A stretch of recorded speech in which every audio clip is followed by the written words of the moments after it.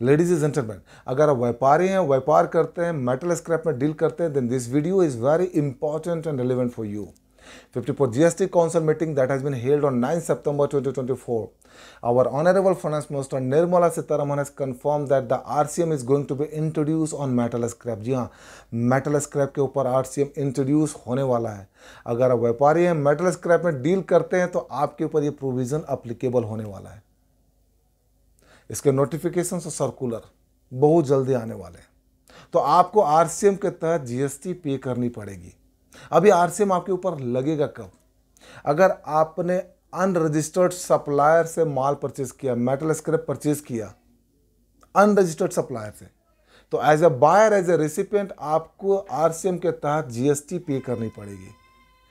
As a buyer, as a recipient आपको RCM के तहत जीएसटी पे करनी पड़ेगी. लेकिन अगर आपने रजिस्टर्ड सप्लायर से माल परचेज किया, यानी जो आपका सप्लायर है वो जीएसटी में रजिस्टर्ड है, उस स्थिति में आपको आरसीएम के तहत जीएसटी की लायबिलिटी नहीं पे करनी है. यहां पे आरसीएम के तहत आपको तब पे करनी है जब आपने माल किसी अनरजिस्टर्ड सप्लायर से परचेज किया है. अब सवाल उठता है कि as a buyer, as a recipient मुझे कैसे पता चलेगा कि सप्लायर जीएसटी में रजिस्टर्ड है या नहीं, सप्लायर का थ्रेशोल्ड लिमिट क्रॉस हुआ है या नहीं. क्योंकि अगर सप्लायर का थ्रेशोल्ड लिमिट क्रॉस हुआ है तो आइडियली सप्लायर को जीएसटी में रजिस्ट्रेशन लेना पड़ेगा. अब as a buyer, as a recipient मुझे कैसे पता चलेगा कि सप्लायर का थ्रेशोल्ड लिमिट क्रॉस हुआ है या नहीं? इसके ऊपर अभी कोई क्लैरिटी नहीं है. हो सकता है जब नोटिफिकेशंस आ जाए तो उसमें क्लैरिटी इसकी मिल जाएगी. तो थ्रेशोल्ड लिमिट जनरली 20 लाख, अगर प्रीसीडिंग फाइनेंशियल ईयर में 20 लाख से ऊपर का टर्नओवर है तो आपका जीएसटी रजिस्ट्रेशन मैंडेटरी हो जाती है. और अगर आप इंट्रा स्टेट गुड्स का बिजनेस करते हैं, इंट्रा स्टेट गुड्स का बिजनेस करते हैं, तो उस स्थिति में आपका जो ये 20 लाख है ये 40 लाख का लिमिट हो जाता है. यानी अगर आप विद इन हरियाणा में अगर गुड्स का बिजनेस करते हैं, कोई भी मटेरियल का बिजनेस करते हैं, ट्रेडिंग करते हैं, राइट, तो उस स्थिति में आपका जो लिमिट है वो 20 लाख से बढ़कर के 40 लाख हो जाता है. तो आपको ये देखना है कि आपका सप्लायर क्या जीएसटी में रजिस्टर्ड है. अगर जीएसटी में रजिस्टर्ड है तो फिर आपको आरसीएम के तहत जीएसटी नहीं पे करनी है. लेकिन अगर आपको सप्लायर जीएसटी में रजिस्टर्ड नहीं है, अनरजिस्टर्ड है, then this provision is going to be apply and you have to pay the GST under RCM. ये बहुत इंपॉर्टेंट है. तो आप एज ए व्यापारी मेटल स्क्रैप में डील करते हैं तो आप इस बात को ध्यान रखें.